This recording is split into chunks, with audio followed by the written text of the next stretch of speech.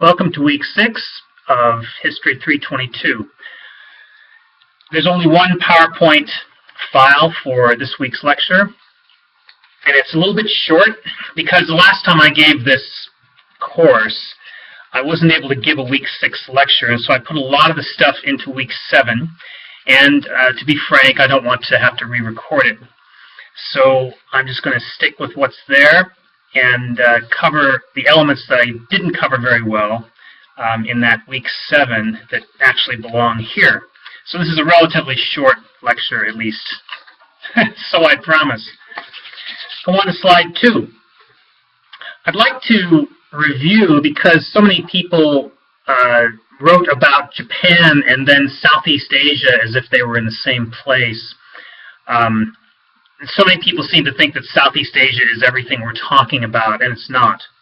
If you look at this map, you can see that Northeast Asia, and this is, everybody agrees on this. There are some things on this slide everybody doesn't agree about, but Northeast Asia, all analysts and historians agree, is China, Japan, Korea, and Mongolia. They'll forget about Mongolia sometimes, but nonetheless, there it is. Southeast Asia, you can see them listed here. The countries of Indochina, plus Malaysia, Singapore, Burma, Thailand, and Indonesia. South Asia, even though it doesn't really seem that way when you add it all up, is India, Sri Lanka, and Pakistan. And West Asia are the countries from Afghanistan to the west, all the way to the Middle East.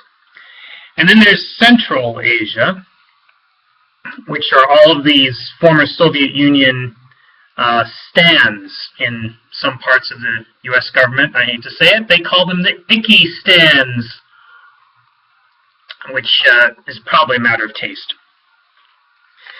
Again, please make sure that in paper number 2 and on the final that you are careful about which countries you put in which parts of the region.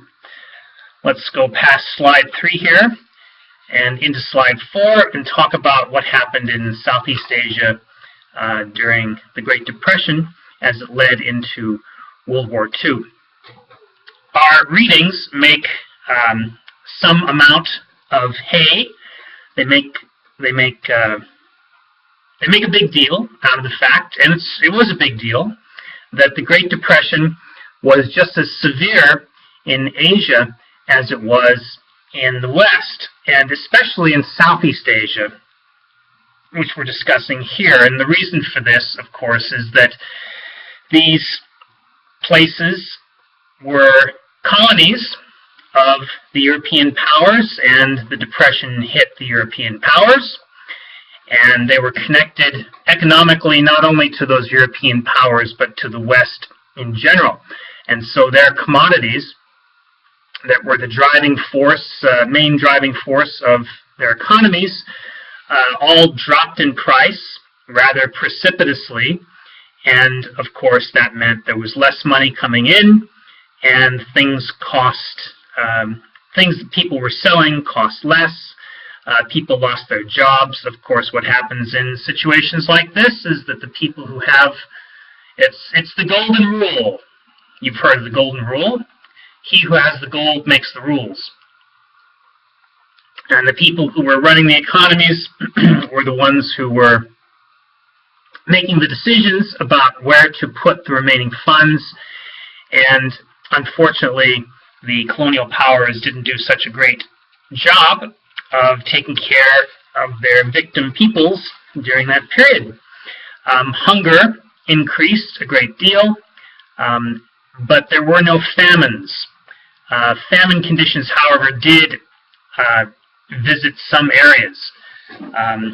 There were near famine conditions in Shanghai among a number of people and all over China during the time of the Japanese occupation, in Hong Kong particularly, as well, and in the cities of colonial Southeast Asia, there were also near famine conditions. It was not as bad as what we'll talk about next week, I think, when we get into the early years of the People's Republic of China, and we talk about the enormous famine that they experienced from 1959.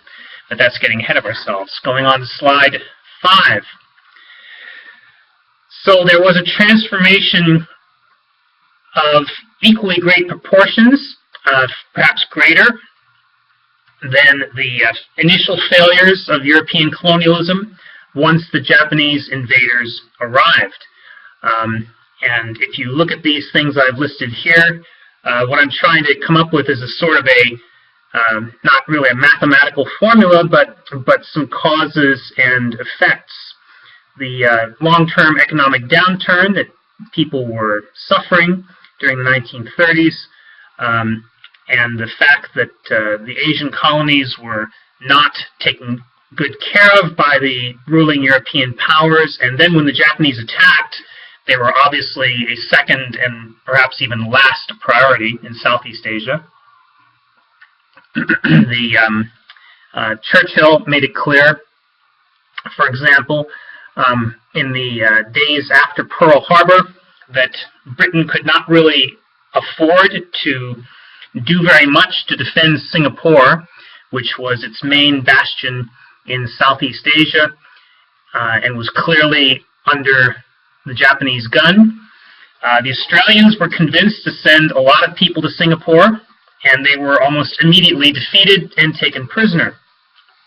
The Americans were not able to get to the Philippines to do much of anything, in spite of the urgings of America's most prestigious soldier at that time, who was Douglas MacArthur. I guess some people would say it was George C. Marshall, but MacArthur outranked everybody else. He had 5 stars, and that was eventually corrected, but at the time he was America's highest-ranking soldier, or sailor, or airman, or whatever, and in spite of his demands, there were no reinforcements forthcoming.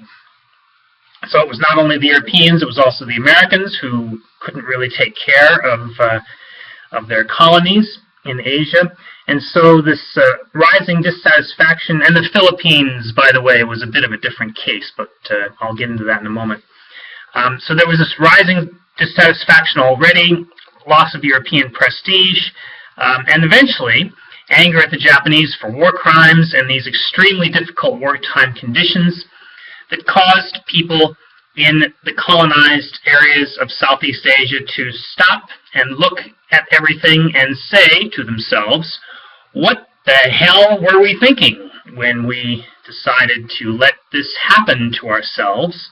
And this made it impossible, politically, for any ordinary person, any sane person with political aspirations, to advocate a continued close relationship with the European powers, much less one that involved continuing European rule after the Japanese were defeated.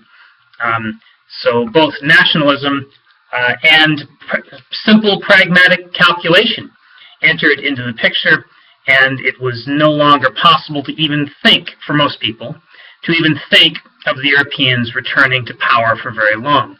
Of course, they did, in some instances, which we will discuss. They did, but it didn't last for very long. With the Filipinos, I didn't assign this reading, but it's in the book in Owen if you're interested in the Philippines. With the Filipinos, there was not the same sort of thing that we will see that overtook some other people. That is, an initial welcoming of the Japanese. The Japanese, when they entered the Philippines, were extremely cruel to everybody, and the few people who had any actual sympathies with the Japanese beyond not liking the Americans in charge of their country were immediately dissuaded from that, and the war crimes that were committed by the Japanese in the Philippines turned Filipinos into being very anti-Japanese and being nominally pro-American and in some cases very pro-American. Going on to slide 6, so we talked previously, 3 weeks ago, I guess, about Japan jumping ahead. This is where nationalism jumped ahead. Again, by the way, nationalism with a small n, just like communism with a small n, or democracy with a small n, or Democrat with a small d, or Democrat with a small d, refers to the ideas, not any sort of organization. So, Democrat with a small d is someone who believes in representative government. Democrat with a big D is somebody who's a member of that party.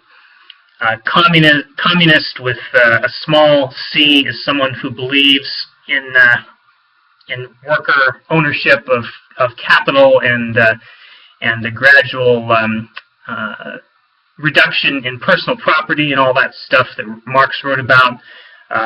Communist with a big C has to be used properly in context relating to a particular party. Anyway, if you have confusion about these sorts of things, then please phone me up and we can discuss it. So, the myth of European superiority went out the window. There were places where nationalists initially sided with Japan, and we'll examine a case that's very interesting in that regard in Burma in a few minutes.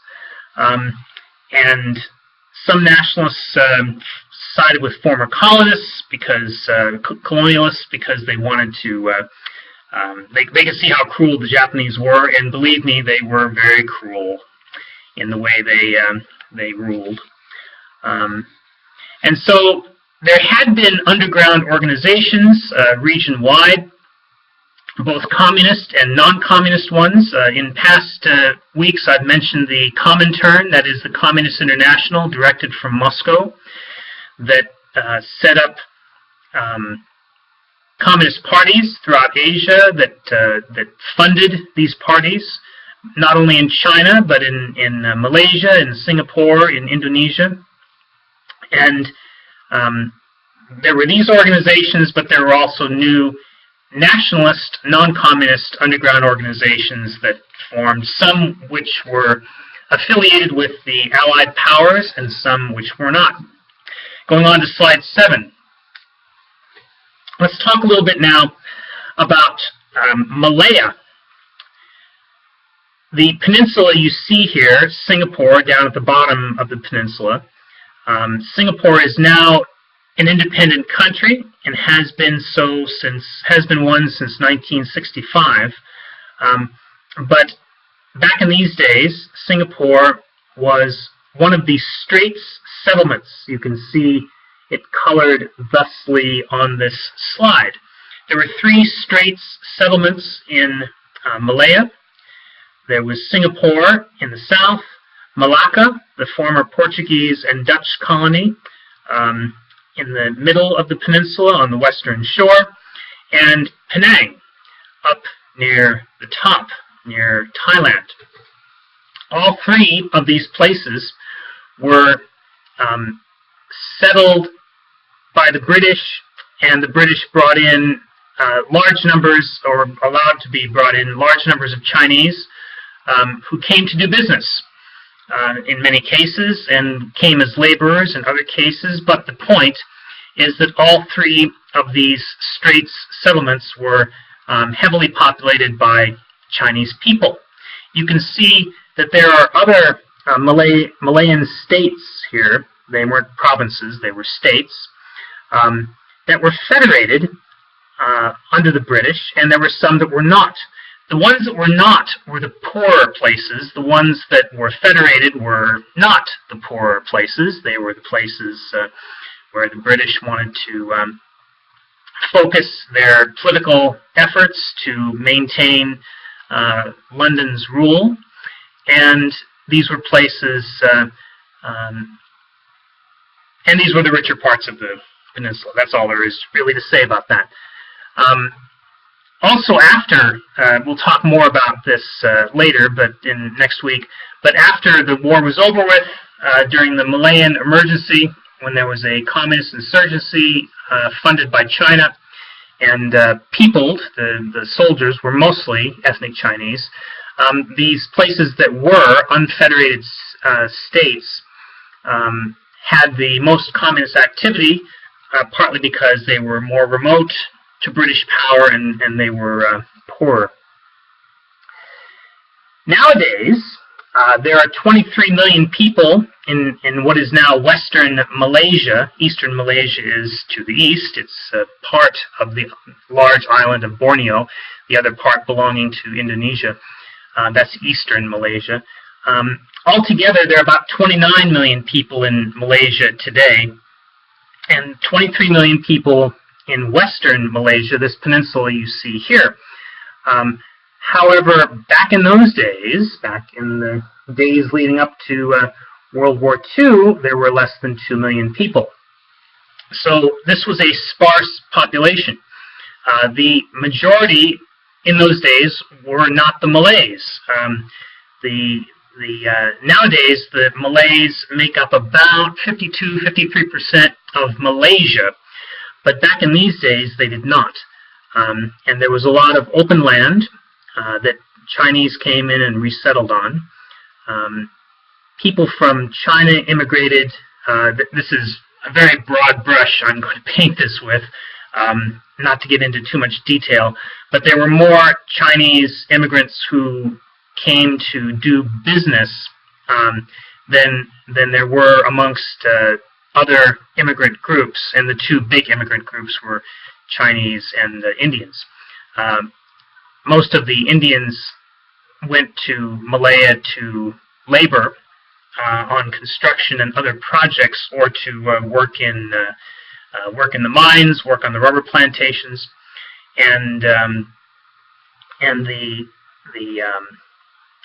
there was a minority of Indian people who were numerous among the Sikhs. That's S-I-K-H-S, the Sikhs, a minority religious group in India. There were a lot of Sikhs who went to Malaya as well, and they tended to heavily populate the legal profession, of all things.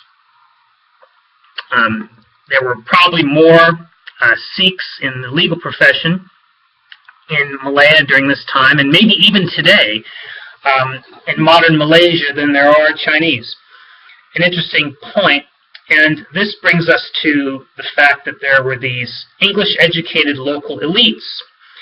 I brought Malaya into the picture here partly because this, besides Singapore, Malaya was probably the, well, including Singapore at the time, was the perhaps the most successful example of a foreign language educated elite in Southeast Asia. And I'm thinking of everybody when I think of that. The British had a very strong schooling system, and they wanted to rule through functionaries who didn't become too senior in Malaya. They also did a good job of this in Burma, but that was, we'll get to that quite different situation in a few slides from now. So as the idea that the British should not continue to rule forever spread, there were differences between different groups in all of the countries of Southeast Asia, whether we're speaking about the American colony of the Philippines, the Dutch colony of the Dutch East Indies, which is now Indonesia, or we're speaking of the British colonies or the French colonies. There were educated elites who wanted to maintain contact with the original colonizing power. They wanted to maintain the structure of the institutions because they were trained and educated to run those institutions, and they could see that if the system could be maintained in the post-colonial era, then they'd be in charge. And then there were other people who were less interested in all that, but we'll get into that in a few more slides too. Going on to slide 8. In World War II, Malaya and Singapore were ravaged by the Japanese. The Japanese came for the commodities, which are listed here, which we've discussed in previous weeks anyway. They were conciliatory toward the Malays. And these, by the way, Malays, what are Malays? Malays are of the same ethnic stock as Filipinos and Indonesians.